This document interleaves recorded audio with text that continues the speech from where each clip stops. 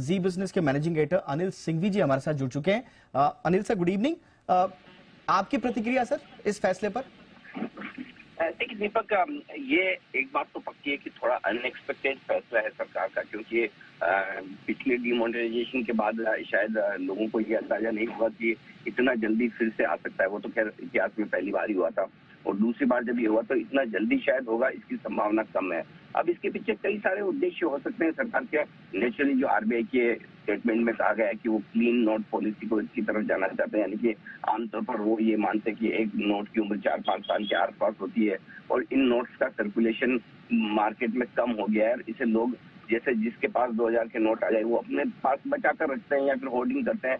उसके अपने अपने कारण हो सकते हैं। कुछ जो छोटे लोग हैं उनके लिए ये कारण हो सकते हैं कि लाने ले जाने में सुविधा रहती है, और कुछ लोग जो करप्शन के लिए आज से इन नोटों को संभाल कर रखना ज्यादा आसान काम है। जब 500 और 1000 के नोट बंद हुए थे तब 2000 का नोट इंट्रोड्यूस किया गया था, तब भी ये सवाल काफी उठे थे कि अगर 500 और 1000 के नोट से भ्रष्टाचार हो रहा है तो 2000 के नोट से तो ज्यादा होगा। तो तब से कुछ लोगों के मन में ये भी था कि आगे पीछे ये भी बंद होगा। फाइनली अब आज वो दिन आया है जब इसका अनाउंसमेंट हुआ है। तो एक पर्पज तो ये हो सकता है कि जब नोट सर्कुलेशन में है ही नहीं तो फिर उन्हें रखने का क्या फायदा। अब इसके सामने तर्क ये भी हो सकता है जब नोट सर्कुलेशन में नहीं है तो नोट खराब भी नहीं हुए होंगे, अच्छे ही होंगे। आमतौर पर नोट खराब तब होते हैं जब वो सर्कुलेशन में होते हैं, लेकिन क्लियर कट जो इंटेंशन सबसे पहले दिखता है वो इस बात को लेकर दिखता है कि इन नोट्स को सर्कुलेशन से निकालने के पीछे ये है कि कहीं कहीं जो अगर काला धन है या लोगों ने अपने काले धन को छुपाने के लिए इन नोटों का इस्तेमाल किया है, होर्डिंग करके रखे, तो उसको रोका जाए।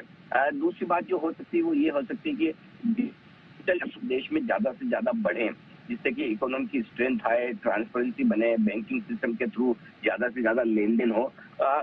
उसकी तरफ भी सरकार का फोकस है।